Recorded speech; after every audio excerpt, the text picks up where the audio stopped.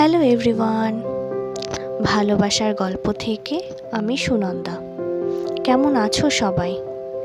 আশা করি সবাই ভালো আছো, আমরাও ভালো আছি। আমার নতুন একটি ভিডিওতে তোমাদের জানাই ওয়েলকাম। ঘড়িতে এখন ওই 9টা মতো বাজে। যেদিনের ব্লগটা আমি শেয়ার করছি সেদিন ছিল রবিবার।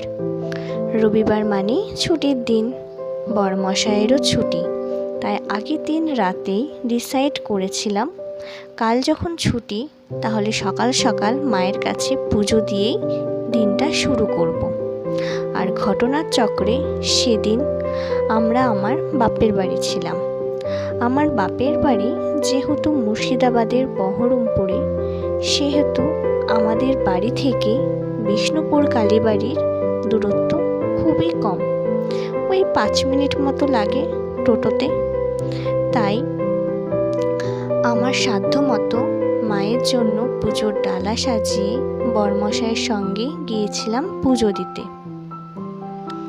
অনেক দিনের স্বাদ ছিল মায়ের কাছে পুজো দিতে যাব।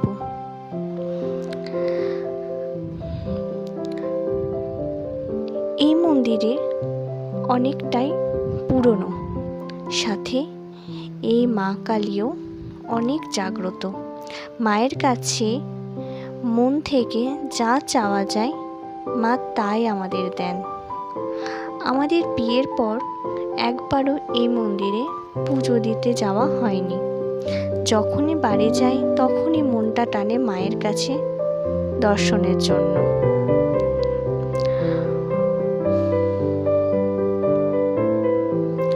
মন ভরে মায়ের অপরূপ রূপ দেখছিলাম,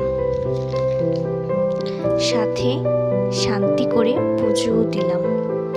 মন্দিরের আশেপাশের পরিবেশটাও এত মনোরম, সেখানে গেলেই মন প্রাণ সব জুড়িয়ে যায়। মন্দিরের পাশেই রয়েছে একটা ঝিল। ঝিলের ঘাটটাও খুব সুন্দর করে বাঁধানো। ওখান থেকে এত সুন্দর হাওয়া বইছিল, কি বলবো, মনে হচ্ছিল সারাক্ষণ ওখানেই থেকে যাই। মা ঠাকুমাদের কাছে শুনি যে ওই ঝিল থেকেই নাকি মায়ের আবির্ভাব হয়, মা নাকি ওই ঝিলের থেকেই উঠেছেন। যাই হোক, পুজো দেওয়া কমপ্লিট করে বাড়ি আসলাম। তখন প্রায় 12টা মতো বাজে।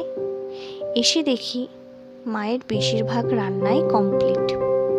যেহেতু রবিবার, তার সাথে মার জামাইও মার কাছেই আছে, সেহেতু একটু স্পেশাল কিছু তো করতেই হবে। সেদিনের মেনুতে মা করেছিল ভাত, ডাল, পটল পোস্ত, ফ্রায়েড রাইস, খাসির মাংস। দুপুর হয়ে গিয়েছে, ও খাওয়া দাওয়া করে নিক। তাহলে চলো আমার ভিডিওটা এখানেই শেষ করি।